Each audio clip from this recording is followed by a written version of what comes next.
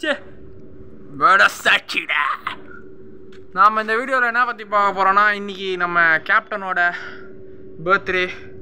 நம்மளை விட்டு பிரிஞ்சு 7 மாதம் ஆகுது எனக்கு கேப்டன் ஐயா. இன்றைக்கி அவரோட பர்த்டே, 72வது பர்த்டே. இன்றைக்கி காலையில் கோயம்பேட்டில் அவரோட சிலையை, கட்சி அலுவலகத்தில் அவரோட சிலையை திறந்து வச்சுட்டாங்க. மிகவும் சந்தோஷமாக இருக்கிறது. ஆஸ் அ சினிமா இண்டஸ்ட்ரியிலே எல்லா மக்களையும் கவர்ந்து பிடிச்ச ஒரு நல்ல கதாநாயகன். அவரோட பீக் டைமில், ரஜினி கமல் சாரோட பீக் டைம்லே நம்ம கேப்டன் ஐயா வந்து தூக்கி போட்டு சாப்பிட்டாரு. ஸோ எந்த அளவுக்கு ஒரு டஃப் காம்படிஷனான ஆக்டராக இருந்திருப்பார்ல நம்ம கேப்டன். போன குடிக்கலாம், நானும் தான் குடிப்பேன். அதுக்குன்னு அவ்வளோக்கு அதிகமாக குடிப்பழக்கத்தால் இப்போ நம்ம கேப்டன் நம்ம கூட இல்லை. சரி, போனது போச்சு, எதுக்கு? நல்லா புண்ணியத்தை சம்பாதிச்சிட்டாரு கேப்டனு. எல்லா மக்களோட புண்ணியத்தையும் சம்பாதிச்சிட்டாரு. இனிமேல் கேப்டனை பற்றி என்னத்தை பேசுறது? ஸோ இன்றைக்கி அவங்க ஒய்ஃப் திருமதி பிரேமலதா விஜயகாந்த் அவர்கள் மற்றும் 2 புதல்வன்கள் சண்முக பாண்டியன் அண்ட் விஜய பிரபாகரன் 2 பேருமே அவங்க அப்பா சிலையை வணங்கி திறந்து வச்சது எனக்கும் மிக மகிழ்ச்சியாக இருந்தது. இதை பற்றி பேசணும், அதனால் எனக்கு கேப்டன் ரொம்ப பிடிக்கும். சிம்மா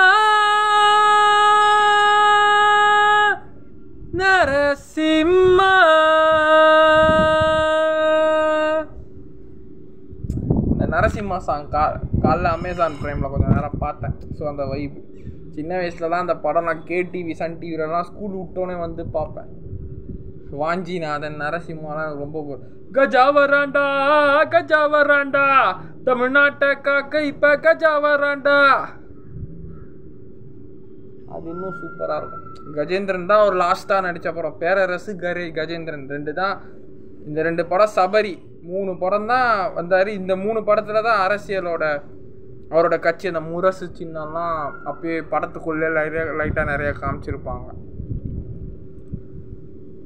ஸோ சபரி தான் லாஸ்ட்டாக அவர் நடிச்சது ஆஸ் அ ஹீரோ, மெயின் லீடாக சபரி தான் லாஸ்ட்டு. அதுக்கப்புறம் ஒரு படம் நடித்தார் அரசாங்கம், அது வேலைக்காகல. இதுதான் அந்தளவு பெரிய ரீதியாக போல். அப்புறம் அவர் பையன் படத்தில் சகாப்தமில் ஒரு கேமியோ பண்ணாப்புல. ஸோ கேப்டனோட பிறந்தநாள். Happy birthday captain. நீங்கள் என்றைக்குமே ஹெவனில் தான் இருப்பீங்க, எனக்கு தெரியும். ஹெவனில் இருப்பார். இப்போ நான் வானத்தை காட்டுறேன் கேமராவை பார்த்து, அப்படியே கேப்டனை கும்பிட்டுக்கோங்க. வானத்தில் இருக்காரா கேப்டன்? வானத்தில் இருக்கார். ஸ்கை பார்த்துட்டீங்களா? ஸோ கேப்டன் வந்து சொர்க்கத்தில் சந்தோஷமாக இருப்பார். இன்றைக்கி ஒரு பர்த்டே. ஏழைகள் வாழ்க இறங்கிறே கேப்டன் விஜயகாந்த். இன்னும் அவர் இறந்துட்டாரான்னு கூட நம்ப முடியல, அந்த அளவுக்கு. என்னோடய பழைய ஆஃபீஸ் ஆப்போசிட்டில் தான் அவரோட டெத்து போச்சு. இறுதி ஊர்வலம் கோயம்பேட்டில் தானே. எங்கள் பழைய ஆஃபீஸ் ரூட்டு கோயம்பேடு ரூட்டு ஒரே ரூட்டில் தான். ஸோ அந்த ரூட்டில் தான் போச்சு. அப்போ தான் உயிரோடு இருக்கும்போது அந்த மனுஷனை ஒரு தடவை கூட நேரில் பார்க்கலடா. ஆனால் செத்த பிறகு அவரை நேரில் பார்க்கும்போது அந்த எமோஷன்ஸ் இருக்கே அம்மா. நம்ம எவ்வளோ விஜயகாந்த் சார் படம் பார்ப்போம். உயிரோடு இருக்கும்போது அவர் ஒரு வாட்டி கூட பார்த்ததில்லை. ஆனால் சாகும்போது அவர் நேரில் இந்த வலி இருக்கே. ஸோ இன்னையை விட்டு நம்மளை பிரிஞ்சு 7 மாதம் ஆகுது. டிசம்பர் 28 வந்தால் 1 இயர். ஸோ கேப்டன் வாழ்க, கேப்டன் கட்சிகள் வாழ்க, தேமுதிக வாழ்க. நம்ம விஜய் அண்ணன் வேறு வந்து மறுபடியும் கேப்டனை பார்த்துட்டு போனாங்க. கோட்டில் செம்மையாக வந்திருக்கான் நம்ம கேப்டனோட போர்ஷன் செம்ம அற்புதமாக வந்திருக்கு. விஜய் அண்ணா வந்து பிரேமலதா அம்மா கிட்ட வந்து சொல்லிட்டு போயிருக்காரு.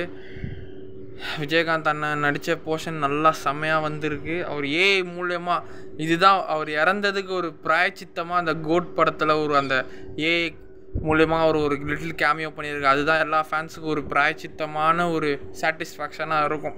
அவர் இன்னும் உயிரோடு தான் இருக்கிறாருன்ற ஒரு நினப்பு, விஜயகாந்த் நினைவுகள் வரும் செப்டம்பர் 5ஆம் தேதி கோட். இன்னும் 10 நாள் தான் இருக்குது. ஏன்னா இன்றைக்கி ஆகஸ்ட் 25, இன்னும் exact 10 days for GOAT release. எக்ஸாக்டாக 10 நாள் இருக்குது.